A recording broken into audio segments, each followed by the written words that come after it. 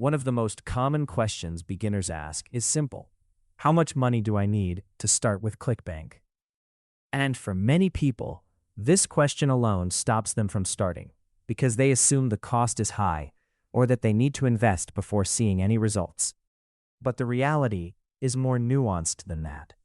Most beginners think in terms of a fixed price, like $100 to start, $500 to start, or more. But ClickBank doesn't have a fixed entry cost because it's not a product, it's a platform, and the real cost depends on how you choose to use it.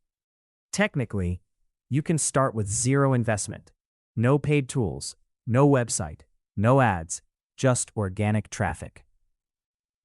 Creating content, placing your link, and building over time. This is the lowest barrier to entry, but it comes with a trade-off: time. There are always two ways to move forward: spend time or spend money.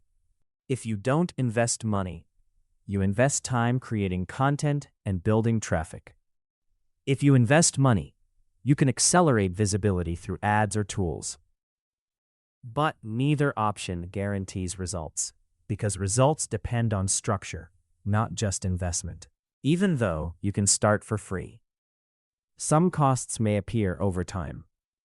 For example, basic tools, simple landing pages, email platforms, or paid traffic. But these are not requirements. They are optimizations. They come later, when the system is already working. One of the biggest mistakes beginners make is spending money too early, buying tools they don't understand, running ads without structure, investing without a clear process. And when results don't come, they assume the problem is the platform, but the issue is timing, not cost. The real difference is not how much you spend, it's how the system is built. Traffic source, content strategy, link placement, consistency. These elements matter more than budget, because without them, even a high investment won't work. So, how much does it cost to start ClickBank? Technically, nothing. Practically, it depends on your approach. But the real investment is not money, it's structure, understanding how the system works, and repeating it over time.